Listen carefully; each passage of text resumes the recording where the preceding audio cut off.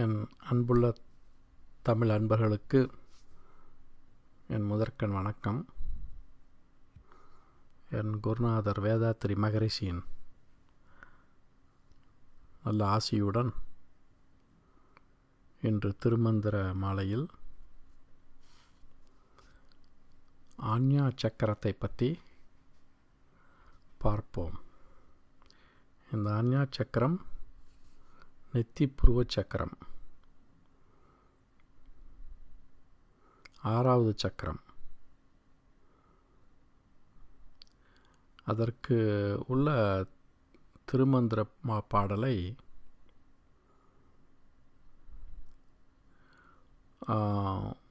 மூன்றாம் தந்திரத்தில் தியானம் என்ற தலைப்பில் உள்ள பாடலை எடுத்து, அதாவது இந்த பாடலை என்னுடைய 16வது தியானம் என்ற தலைப்பில் உள்ள பேச்சில் நான் பேசியிருக்கிறேன். 2 மந்திரங்களை அதில் கொடுத்து பேசியுள்ளேன். அதில் உள்ள ஒரு மந்திரத்தை திரும்பவும் இங்கே எடுத்துக்கொண்டு பேச இருக்கிறேன். ஏன்னா புருவ மத்திக்கு உள்ள பாடல் இது. இதில் என்ன வேடிக்கைன்னா, சகஸ்ரதலத்தை பற்றி நிறைய பாடல் இருக்குது. 3ஆம் தந்தத்தில் நிறைய இருக்குது. ஈவன் 9ஆம் தந்தத்துக்கு போனால் கூட நிறைய இருக்குது. அடிக்கடி வரும். கிட்டத்தட்ட சகஸ்ரதலத்தை பற்றி பார்க்கணுன்னா 100க்கு மேலே பார்க்கலாம் இந்த திருமந்திர முழுவதுமாக. ஆனால் நெத்தி புருவத்தை பற்றி அதிகமாக பாடின பாடல்கள் இல்லை. ஆகையினால தான் இந்த 16வது என்னுடைய பேச்சில் உள்ள ஒரு பாடலை திரும்பவும் நான் அங்கே எடுத்துக்க வேண்டிய சூழ்நிலையில் இருக்கிறேன். வேறு இடத்துல தொலைவி பார்த்தது எனக்கு கிடைக்கல. 7ஆம் தந்திரத்தில் கொஞ்சம் வருது, ஆனால் அது 6 ஆதாரங்களை வைத்து தான் சொல்லப்படுகிறது. முக்கியமாக இந்த புருவ மத்தியினிடையே தியானம் பண்ணுறது பற்றி இந்த 3ஆம் தந்திரத்தில் பாடல் நம்பர் 605வது பாடல், அதை பற்றி தான் இப்போ நான் இன்றைக்கி பேச இருக்கிறேன்.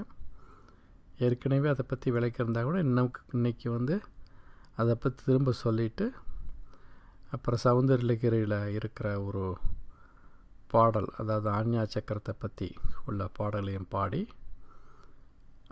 அதை பற்றி சொல்லி அதற்கு விளக்கம் சொல்லி, அப்புறம் ஆஞ்ஞா சக்கரத்தை நம்ம அடைந்து விட்டால் நமக்குள்ள ஏற்பட்ட உணர்வுகளையும் மேம்பாட்டுகளையும் எடுத்து சொல்லி இந்த பேச்சை முடித்து கொள்வேன். அந்த பாடல் எப்படி ஆரம்பிக்குதுன்னா, திருமந்திர பாடல்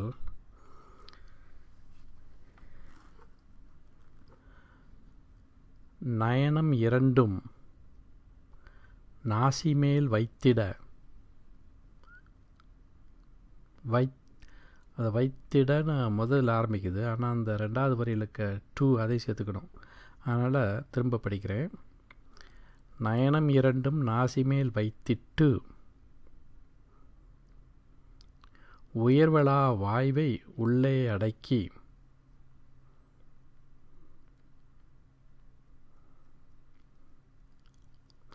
துயரற நாடியே தூங்க வல்லார்க்கு பயனிது காயம் பயமில்லைதானே. இந்த பாடலை கொஞ்சம் சற்று விளக்கமாக பார்க்கலாம்.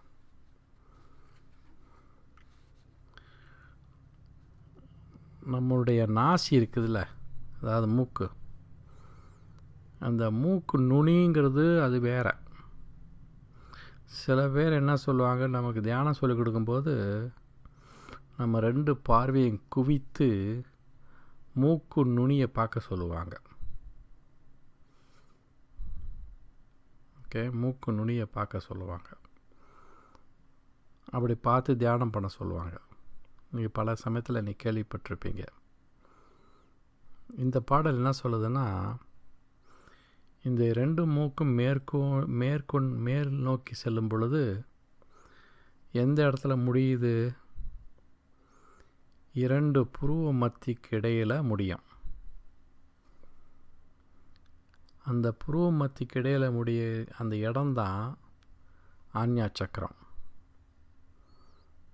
அதாவது மூக்கு கீழே பார்த்தா அகலமாக இருக்குது, அது மேலே போக போக குவிந்து கொண்டு வருகிறது. அது அந்த குவியல் ஒரு இடத்துல இந்த மூக்கே பார்த்தீங்கன்னா ஒரு முக்கோண வடிவில் இருக்கும் இல்லையா? நேராக பார்த்தீங்கன்னா ஒரு முக்கோண வடிவில் இருக்கும். அந்த முக்கோண வடிவில் இருக்க இந்த வெர்டெக்ஸ்னு சொல்கிறோமே, அந்த வெர்டெக்ஸ், அதாவது 2 இந்த புருவ மத்திக்கு இடையில் இருக்க இடம் இருக்குது இல்லையா, அதுதான் ஆஞ்ஞா சக்கரம். என்ன ஆக்சுவலி இன்னும் நல்லா சொல்லப்போனால் அந்த ஆஞ்ஞா சக்கரம் இன்னும் கொஞ்சம் மேலே இருக்குது. இந்த எங்கே இருக்குதுன்னா, நம்ம விபூதி பட்டை போடுறோம்ல, 3 பட்டை போடுறோம்ல, அந்த நடுவு பட்டை இருக்குது இல்லையா, அந்த இடத்துல தான் இருக்குது ஆஞ்ஞா சக்கரம் ஆக்சுவலி. ஆனால் பொதுவாக நிறையா புருவ மத்திய இருக்குன்னு சொல்லி நம்ம பழக்கப்பட்டுச்சோம். இந்த இடத்துல என்னன்னா ஒரு விசேஷம் என்ன தெரியுங்களா? இந்த என்ன சொல்லுவோம், நம்மளும் சொல்லுவாங்க, மொட்டை தலைக்கும் முழங்காலுக்கும் மொட்டை தலைக்கு முடிச்சு போடன்னு சொல்லுவாங்க. அது சொல்லக்கூடியது. அது சொல்லி ஒரு வழக்கத்தில் ஒரு பழமொழி இருக்குது. இங்கே என்னென்னா, எவன் ஒருவன் மூலாதார சக்கரத்தையும் சகசரத்தலத்தையும் அல்லது ஆஞ்ஞா சக்கரத்தையும், இங்கே குறிப்பாக ஆஞ்ஞா சக்கரத்தை சொல்கிறேன், ஆஞ்ஞா சக்கரத்தையும் இணைக்கும் அந்த வழியை தெரிந்து கொண்டானோ அவன் தன் தியான பயிற்சியில் முன்னுக்கு வந்ததாக அர்த்தம். இதில் என்ன ரகசியம்னா, ஏன் இப்படி சொல்கிறேன்னா, இந்த 3 நாடிகளும் சொன்னேன்ல, இடா, பிங்களா, சுசுமனா, இந்த 3 நாடிகளும் ஆரம்பிக்கிற இடம் மூலாதாரம். அப்புறம் அது கடைசியாக முடிகிற இடம் சகசிராரம், இல்லை ஆஞ்ஞா சக்கரம், அதான் நெத்தி புருவத்தில் இருக்க ஆஞ்ஞா சக்கரம். இந்த 3 நாடிகள் அங்கே முடியறதுனால அந்த இடத்துக்கு பேர் திரிவேணி சங்கமம். திரிவேணி சங்கமங்கிறது இன்னொரு இடத்துல நீங்கள் கேள்விப்பட்டிருப்பீங்க. அதாவது வட இந்தியாவில் காசிக்கு பக்கத்தில் அலகாபாத் இடங்கிற ஒரு நகரத்தில் அங்கே கங்கையும் யமுனையும் சேரும். ஒரு காலத்தில் சரஸ்வதி என்ற நதி இருந்திருக்க வாய்ப்பு இருக்குது, அது இப்போ இல்லை. ஆகையினால இப்போ என்ன சொல்கிறாங்கன்னா, அந்த சரஸ்வதி என்ற நதி கீழேருந்து மேலே நோக்கி வருது அப்படின்னு சொல்லிக்கிட்டு இருக்காங்க. அதுக்கு ஒன்றும் ஆதாரம்லாம் ஒன்றும் கிடையாது. ஆக கங்கா, யமுனா, சரஸ்வதி என்ற 3 நதிகளும் கூடுமிடம் தான் திருவேணி சங்கம். அதே போல் நம்ம உடம்பில் இந்த இடா, பிங்களா, சுசுமனா நாடி எங்கே முடியுதுன்னா அதுதான் புருவ நடு வெளி அந்த இடத்து. அதனால் அந்த முடிகிற இடத்துல தான் ஞானம் விளையும். அதனால் ஆஞ்ஞா சக்கரம் ரொம்ப முக்கியமானது. ஏன்னா எல்லா இந்த குருமார்களும் தியான பயிற்சி செய்ய சொல்லும் பொழுது, அவங்க கற்றுக் கொடுக்கும்போது ஆஞ்ஞா சக்கரத்தில் செய்ய சொல்லுவாங்க. சில பிரிவுகள் இந்த குண்டலினி பயிற்சி சொல்லிக் கொடுக்குற அமைப்புகள் ஒவ்வொரு சக்கரமாகவும் மேல் நோக்கி வருவதற்கு சொல்லிக் கொடுப்பாங்க. ஆக்சுவலி அதாவது இன்னொரு பாடல் சொல்கிறேன், அது இந்த இடத்துல சொன்னால் அவங்களுக்கு பொருத்தமாக இருக்கும். அந்த பாடல் எங்கே இருக்குதுன்னா, 7ஆம் தந்திரத்தில் வருது. 7ஆம் தந்திரத்தில் ஒரு இடத்துல வருது.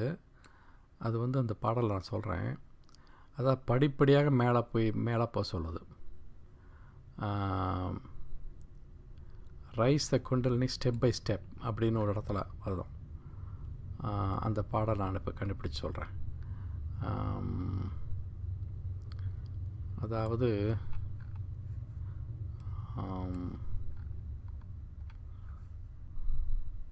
கொஞ்சம் பொறுமையாக இருந்துங்க, நான் கண்டுபிடிக்கிறேன். I have to go to அந்த சாப்டருக்கு போகணும்.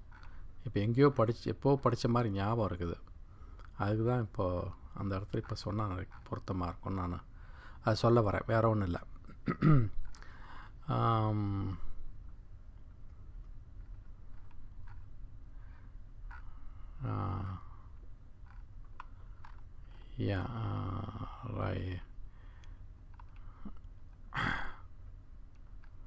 ஓகே, அதாவது 6 ஆதாரங்களில் ஏற்படும் அனுபவம் என்ற தலைப்பு. அந்த பாடல் வந்து 1707 பாடல். அந்த பாடல் எப்படி இருக்குதுன்னா,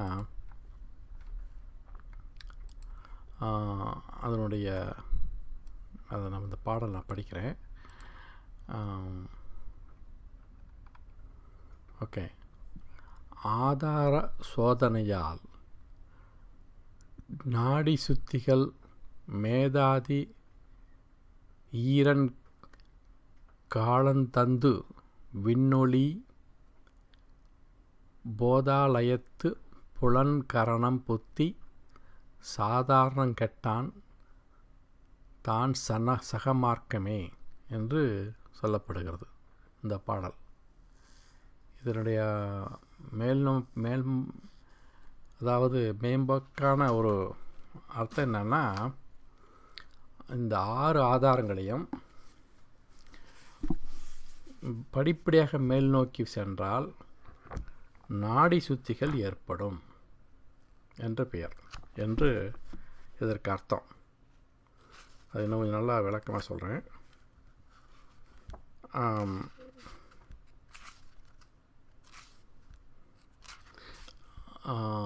அப்படி இருந்து, அதாவது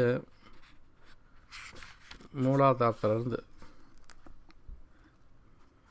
இப்போது 6 ஆதாரம் முதல்வர் எப்படி 6 ஆதாரம் முதல்வர் எப்படி இருக்குன்னா, ஆதார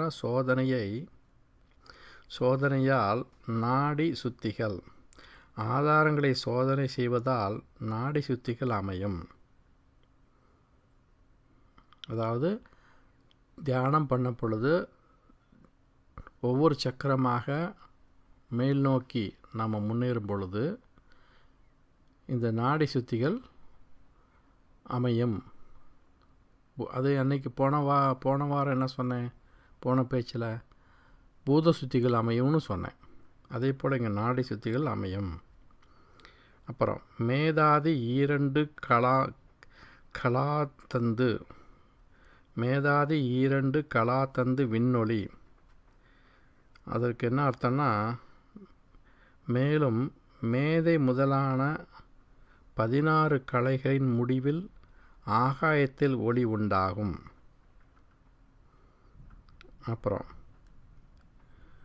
3வது வரி என்னென்னா, போதாலயத்து புலன்கரணம் புந்தி, போதாலயத்து புலன்கரணம் புந்தி. அதற்கு அர்த்தம் என்னென்னா, பின் அறிவாலயமாகிய ஆன்மாவில் புறநோக்கு கொண்ட ஐம்பொறிகள், பஞ்சபூதங்கள், ஐம்பொறிகள்னால் இங்கே பஞ்சபூதங்கள், அதாவது அதுக்குள்ள அந்த உறுப்புகள், அதாவது அந்தக்கரணம், புக்தி ஆகியவை சாதாரணம் கெட்டால்தான் சகமார்க்கம். அதற்கு அர்த்தம் என்னென்னா, கீழ் இழுக்கும் அவற்றின் தன்மையை விட்டு நிற்பதே தோழமை நெறியாகும். ஸோ இது என்னென்னா, பொதுவாக இது என்ன சொல்லுதுன்னா, கடைசியாக ஒரே கருத்து என்னென்னா, ஆதாரங்களை சுத்தி செய்தால் ஆன்மாவில் இருப்பதே சகமார்க்கமாகும். என்று சொல்லப்படுகிறது. இது படிப்படியாக எப்படி மேலே போகுதுன்னு சொல்கிறது. இப்போ இன்றைக்கி நாம் பார்க்குறது முக்கியமாக ஆஞ்ஞா சக்கரம். இந்த ஆஞ்ஞா சக்கரத்தை பற்றி தான் இப்போ பாடல் நான் சொன்னேன். என்ன அந்த பாடலுக்கு விளக்கம் பார்ப்போம். நயனம் இரண்டும் நாசி மேல் வைத்திட்டு, அதாவது நயனம் இரண்டும்னா நம் 2 கண் பார்வைகளையும் குவித்து, நாசிக்கிரகம் நாசிக்கு மேல், நாசி எங்கே முடியுதோ, மூக்கு எங்கே முடியுதோ அந்த இடம், அதுக்கு தான் புருவ மத்தியம், அந்த புருவ நடு, அந்த இடத்தில் வைத்திட்டு உயர்வலா வாய்வை உள்ளே அடக்கி, உயர்வலா வாய்வை உள்ளே அடக்கி, அதாவது இங்கே பிராணவாய்வை உள்ளே அடக்க, அதாவது உயர்வாகிய பிராணவாய்வை உள்ளே வடக்க, உயர் நிலையிலிருந்து தாழாத பிராணவாய்வை, அதான் உயர்வலா வாய்வை. உயர்வலா வாழ்வைன்னா உயர்நிலையிலிருந்து கீழ், அதாவது அந்த தாழாதனா, அதாவது பிராணங்கிறது ஒரு முக்கியமான வாய்வு, அது உயர்நிலை வாய்வு. என்ன மற்ற வாயுக்கள் அபானன், சமானன், வியானன் எல்லாம் சொன்னேன் இல்லையா? ஆனால் அதில் பிராணன் நம்பர் 1 வாய்வு. அதுக்கு பிறகு தான் நம்பர் 2 அபானன். அபானன் ரொம்ப இதற்கு, இந்த தியானத்துக்கு உதவியாக இருக்கிறது. ஏன் தெரியுமா? அதாவது சில பாடல் பின்னாடி நான் சொல்ல போகிறேன். அபானனும் பிராணனும் மேல் நோக்கி போகணும். அபானன் இப்போ மூச்சு பயிற்சி பண்ணினா பிராணனை மேலே இழுத்தலாம். ஆனால் அபானன் எப்படி இழுத்துறதுன்னா மூலபந்தம் செய்து தான் செய்ய முடியும். அஸ்வனி முத்திரை செய்து மூலபந்தம் செய்து தான் அபானனை கீழ்நிலையிலேருந்து மூலாதாரத்திலேருந்து மேல் நோக்கி செலுத்தணும். என்ன அந்த ரெண்டும் ஒன்றா சேர்ந்து ஆன்மீக வாழ்க்கைக்கு ரொம்ப முக்கியமாக அமையும். ஆச்சே, அதை பின்னாடி ஒரு தடவை பார்க்கலாம், அந்த அப்பானனுடைய சிறப்பை. இங்கே முதன்மையாக இருக்கிற வாயு பிராணவாயு. ஸோ அதை என்ன பண்ணணும்? அதை அடக்கணும், உள்ளே அடக்கி. 3வது வரி, துயரற நாடியே தூங்க வல்லார்க்கு. துயரற நாடியனா துன்பத்தை தரும் மனமாதியை நீக்கி யோக நித்திரைக்கு செல்வார்க்கு. ஓகே, யோக நித்திரைக்கு செல்வார்க்கு. யோக நித்திரைன்னு என்ன? கண்ணை மூடிட்டு படுத்துட்ருக்க மாதிரி இருக்கும், உட்காந்துட்டு இருப்பாங்க அல்லது படுத்துட்ருப்பாங்க. மற்றவங்களுக்கு பார்க்குறது தூங்குகிற மாதிரி இருக்கும், ஆனால் அவர்கள் தூக்கத்தில் கிடையாது. யோக நித்திரை, அதுதான் பேர் யோக நித்திரை. அதுக்கு சிறந்த உதாரணம் என்ன? பார்க்கடலில் பள்ளி கொண்ட விஷ்ணு எப்போ பார்த்தாலும் கண்ணை மூடிட்டே இருப்பார். பார்க்குறவங்களும் எப்போ பார்த்தாலும் தூங்கிக்கிட்டு இருக்கிற மாதிரி இருக்கும், ஆனால் அது தூக்கம் கிடையாது, யோக நித்திரை. ஆச்சுங்களா? ஸோ தூங்க வல்லார்க்கு. அப்புறம் அப்படின்னா தூங்க வல்லார்க்குன்னா இங்கே யோக நித்திரை செய்வல்லார்க்கு. பயனிது காயம். பயனித காயம்னா எடுத்த உடல் பயனை தருவதாகும், இந்த பிறவி பயனை நீந்துவதாகும். என்ன பிறவி எடுத்த பயன் என்ன? ஆன்மீகத்தை அடையணும் அப்படிங்கிறது தான். என்ன ஒரு பாடலை சொன்னேன்ல, என்ன சொல்கிறது? வேதம் துதித்திட போயடைந்தார் விண்ணே அப்படின்னு ஒரு இடத்துல சொன்னேன் இல்லையா? அதான் அந்த நம்ம இந்த பயன், இந்த காயத்தை எடுத்த பயன் எப்போ, எந்த பிறவியில் அமையும்? கடைசி பிறவியில் அமையும். எத்தனை பிறவி இருக்குன்னு நமக்கு சொல்ல முடியாது, கடைசி பிறவியில் இது அமையும்.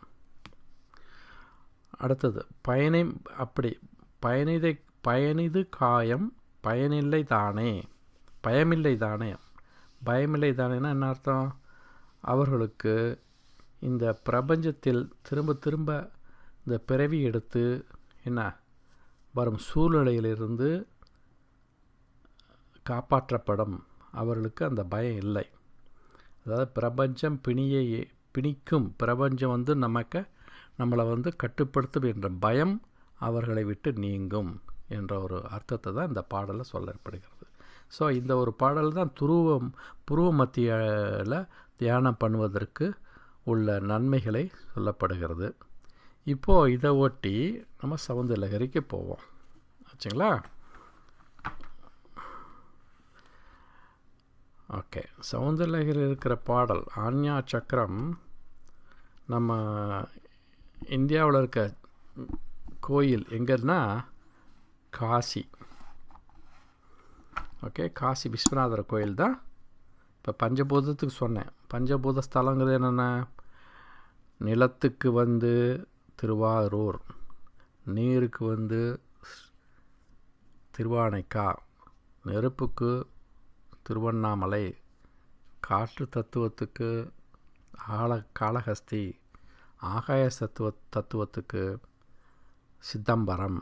அதே மாதிரி இந்த ஆஞ்ஞா சக்கரத்துக்கு இங்கே வந்து பஞ்சபூதம் வரல, ஆனால் இந்த சக்கரத்துக்கும் ஒரு ஸ்தலம் இருக்குது. அது வந்து காசி விஸ்வநாத கோயில் ஆலயம். இப்போது இந்த இதுக்குள்ள பாடலை பார்க்கலாம். ஆஞ்ஞா சக்கரத்தில் உள்ள பாடல், அதாவது ஆஞ்ஞா சக்கரத்தை பற்றி ஒரு பாடல்.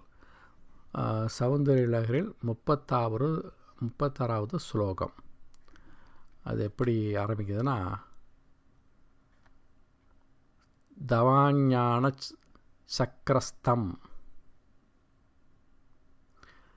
தபண சசிகோடி இத்யுதி தரம். தபண சசிகோடித் யுதிதரம் பரம் சம்பும் வந்தே பரிமிளித பார்ச்சவம் பரிஷதா.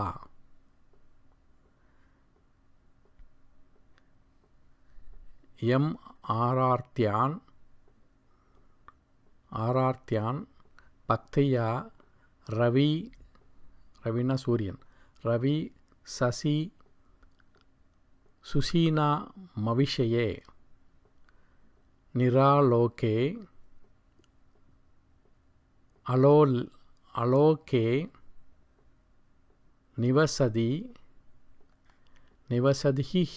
நிவசதிஹி பாலோக புவனே அப்படின்னு முடியுது. பாலோக புவனே, அந்த புவனேனா அந்த புவனத்தை ஆளும் இந்த பரமேஸ்வரன், ஜோதி வடிவானவன்.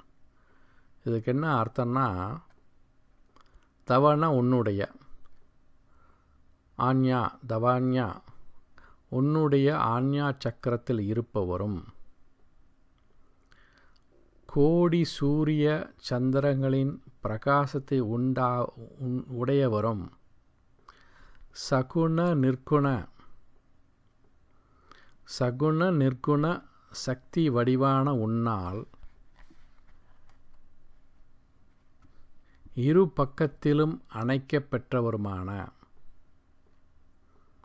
பரமசிவனை சேவிக்கிறேன். அம்மாதிரி இருப்பவரை பக்தியுடன் ஒருவன் தியானம் செய்தால் சூரியன், சந்திரன், அக்னி ஆகிய மூவருடைய ஒளியாலும் விளங்க வைக்க முடியாததாகவும் கண்ணுக்கு எட்டாததாகவும் கண்ணால் காணும் உலகத்தினின்று வேறுபட்டதாகவும் உள்ள பரஞ்சோதி வடிவமான உனது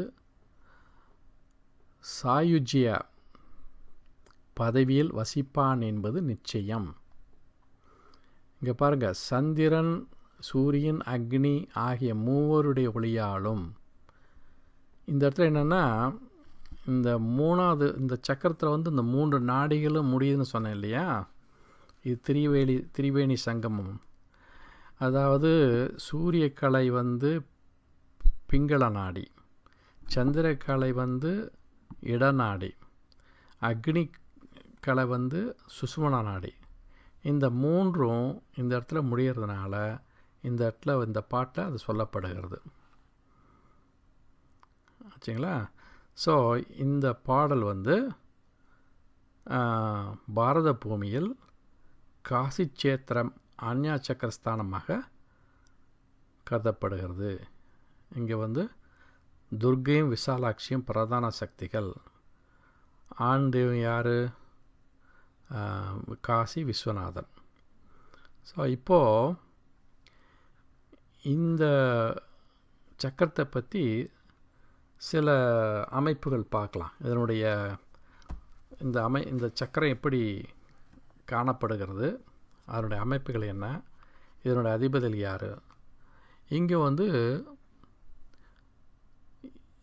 இது வந்து திரிவேணி சங்கம்னால இந்த சக்கரத்தில் வந்து இருக்கிற மூர்த்தி யாருன்னா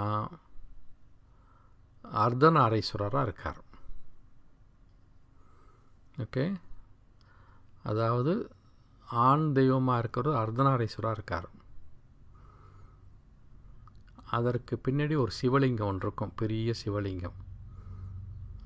அப்புறம்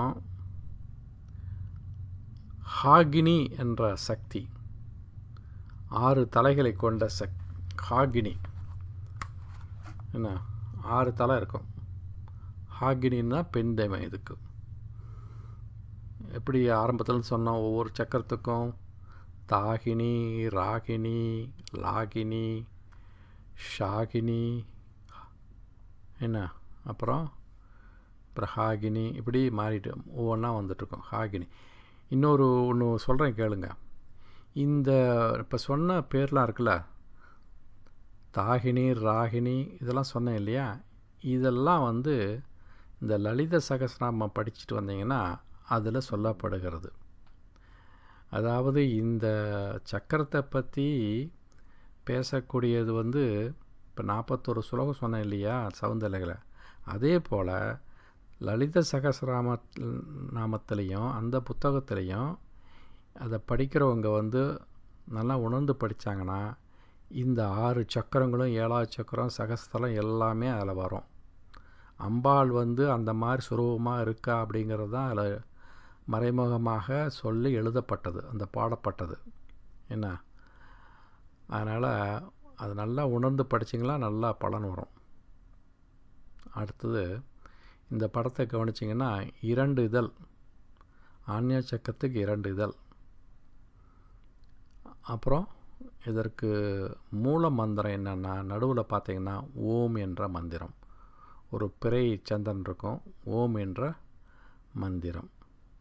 அப்புறம் இதுக்கு வந்து பீஜ மந்திரம் வந்து ஹங் ஷங். பீஜ மந்திரம் வந்து 2 தான், ஹங் ஷங். இதுக்குள்ள என்ன வேறு என்ன சொல்ல முடியும்? இந்த சந்திரன் இந்த இடத்துல குறிப்பு என்னென்னா, இந்த இடத்துல ஞானத்தை உண்டு பண்ணக்கூடிய இது சக்கரம். இதுக்கு பேர் இன்ட்யூஷன் சென்டர்னு சொல்லுவாங்க. என்ன, இந்த சக்கரத்துக்கு வந்துச்சுனாவே, அதாவது இது பொதுவாக வந்து இந்த இடத்துல தான் தியானம் செய்வாங்கன்னு வச்சுங்களேன். கீழ்நிலையில் இருக்கிற சக்கரத்தை விட இந்த சக்கரத்தில் செஞ்சால் அதாவது தொல்லைகள் அதிகமாக இருக்காது. என்னுடைய குருநாதர் சார்ந்த அந்த பயிற்சி முகாம் இப்படி தான் சொல்லிக் கொடுக்குறாங்க. ஆஞ்ஞா சக்கரத்துக்கு தான் குண்டலினி சக்தியை மேலே எழுப்பி அதில் வந்து நிப்பாட்டிடுவாங்க. அப்புறம் நாம் வந்து செய்யணும், ஆஞ்ஞா சக்கரத்தில் செய்யணும். அப்புறம் அந்த சகசரத்தலம் அதில் நம்ம தியானம் பண்ணணும். இப்படியே மாறி மாறி தியானம் பண்ணிக்கிட்டே வரணும், வேறு கீழ் சக்கரத்தில் பண்ணக்கூடாது. சாந்தி யோகம்னு சொல்லி கொடுக்குறாங்க. எப்பாவது ஒரு தடவை வந்து அந்த மூலாதாரத்தில் செய்யணும். ஏன்னா ஏன் அப்படின்னா அந்த அதிகமான சக்தி வந்து சகசரத்தலத்தில் அந்த உச்சந்தலையிலையோ அல்லது ஆஞ்ஞா சக்கர தலையில் வந்து இருக்கக்கூடாது. அது வந்து சூடெல்லாம் உண்டு பண்ணும். கண்ணில் சூடு வந்துச்சுன்னா கண் ஏரியும், கண்ணில் தனித்தனியாக வந்துக்கிட்டே இருக்கும். அது நம்ம நினைப்போம் அலர்ஜினால் வந்து நினைப்போம், அப்படி இருக்காது. சூடு அதிகமாக இருந்துச்சுனாவே கண்ணில் வந்து தண்ணி வந்துகிட்டே இருக்கும் ஆச்சுங்களா. ஸோ அதனால் அந்த சூடை குறைக்கிறதுக்காக 2 வாரத்துக்கு ஒரு தடவை இந்த சாந்தி யோகம் என்ற ஒரு பயிற்சியை சொல்லி கொடுக்குறாங்க. திரும்ப வந்து சக்தியை மூலாதாரத்துக்கு கொண்டு வரத்துக்கு. அப்புறம் காலப்போக்கில் சரியாக போய்டுன்னு வச்சுங்களேன். எப்போ 10வது வாசல் திறந்துன்னு வச்சுங்களேன், அதுக்கு பிறகு ஏற்படக்கூடிய உணர்வு நிலைகள் நல்லா வேறுபட்டு மாறுபட்டு அது அமிர்த பிரவாகம் என்ற ஒரு நிலையில் வந்துடும். அப்போ வந்து பல விதமான மாறுபட்ட உணர்வுகளும் மேம்போக்கான உணர்வுகளும் பேரானந்தமும் ஏற்படும். ஓகே, இப்போ இந்த சக்கரத்தை பற்றி இன்னும் கொஞ்சம் அதிகமாக விளக்கிட்டு நான் அதை முடிச்சிட்றேன். இப்போ இந்த சக்கரத்தில் வந்து பெண் தேவின்னா ஹாகினி. அப்புறம் ஸ்பெஷல் கேரக்டர் என்னன்னு பார்த்தா, இப்போ தியானம் பண்ணுறவங்களுக்கு அதாவது எல்லா விதமான இந்த கர்ம வினைகளும் அடிபட்டுடும். ஏன்னா இங்கே வந்து ஓம்ங்கிற மந்திரத்தை சொல்கிறோம். அப்புறம் இந்த 3 நாடிகளும் சேரக்கூடிய இடம். அதுக்கு பிறகு ஒரே நாடியாக தலை உச்சந்தலைக்கு போகும். அதனால் தியானம் பண்ண பொழுது சில பேர் அனுபவப்பட்டுருவாங்க. என்கிட்ட கூட சொல்லியிருக்காங்க, இந்த நெத்தி புருவத்துக்கும் சகசத்தலத்துக்கும் ஒரு இணைப்பு ஏற்படுது அப்படின்னு சொல்கிறாங்க. அது இயற்கை. அந்த நிலைக்கு வந்துட்டாங்கன்னா அதை நல்லா உணர முடியும். ஆனால் அதுதான் முடிவான நிலை கிடையாது. அது ஒரு பக்கம். அவர்கள் தொடர்ச்சியாக தியானம் பண்ண என்ன ஆகுனா, இந்த முதுகுந்தண்டு வழியாக வரக்கூடிய அந்த சக்தியானது இந்த அதாவது விசுத்தி சக்கரம் இல்லை, இந்த அநாகத சக்கரம், அதாவது ஹார்ட்டு சக்கரம், நெஞ்சு பகுதி இருக்குது இல்லையா, இருதய பகுதி, அதுக்கு நேராக பின்னாடி அதுதான் வந்து அநாகத சக்கரம். அந்த இடத்துலேருந்து மேல் நோக்கி அந்த சுசுமனை நாடி வழியாக, அந்த முதுகுந்தண்டு வழியாக உணர்ச்சிகள் வந்து ஒரு விதமான பரவச உணர்ச்சிகள், நல்ல ஆனந்தமாக இருக்கும். அது வந்து மேல் நோக்கி வேகமாக போகும். எதுவரையும் போகும்னா உச்சந்தலைவலையும் போகும். போயிட்டு அந்த இடத்துல, அந்த உச்சந்தலையில் என்ன ஆகும்னா, அந்த சகசரத்தலம் வந்து விடுபட்டு அந்த போகக்கூடிய சக்தியை கீழ் நோக்கி உடம்பு பூரா பரவும். அதை அனுப்பும். அப்படி அனுப்பும்போது அந்த கீழ் நோக்கி போகும்போது உடம்பு சிலிர்க்கும், பெரும் பேரானந்தம் ஏற்படும். இதை வந்து அடையணும். இது மாதிரி அந்த நிலையை அடைந்துட்டா அந்த ஒரு தியானத்தினுடைய பலனை நம்ம அடைந்து விட்டோம் என்று அர்த்தம்.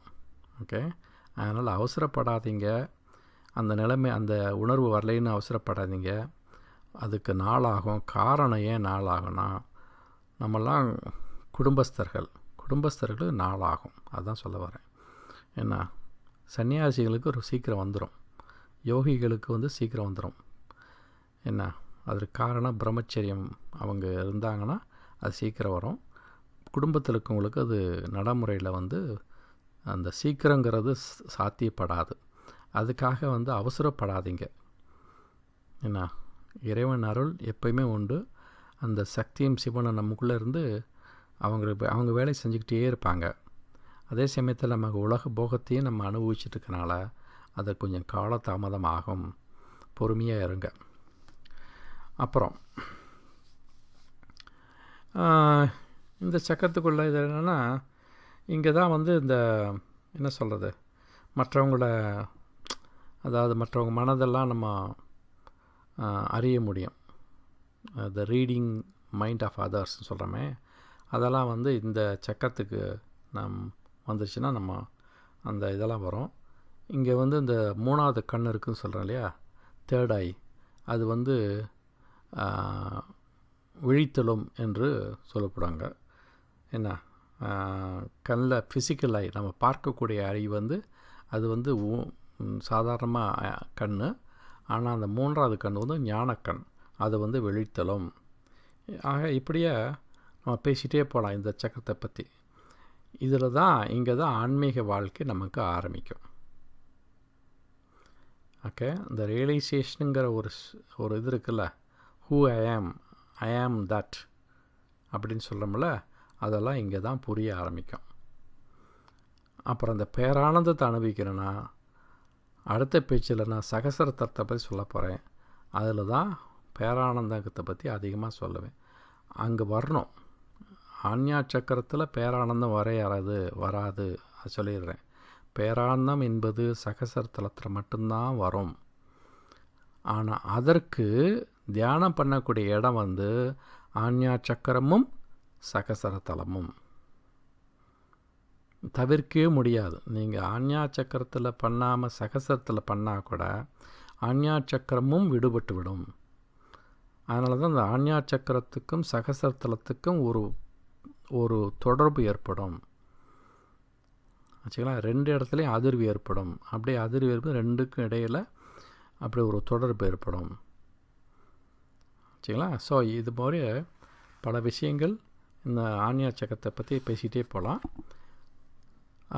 மேற்கொண்டு இதை பற்றி தெரிஞ்சுக்கணுன்னா நீங்கள் இன்டர்நெட்டில் போயோ அல்லது இது சம்மந்தமான புத்தகத்தை, இந்த சக்கராஸுங்கிற புத்தகம், அதில் வந்து நிறையா கொடுக்கப்பட்டிருக்கிறது.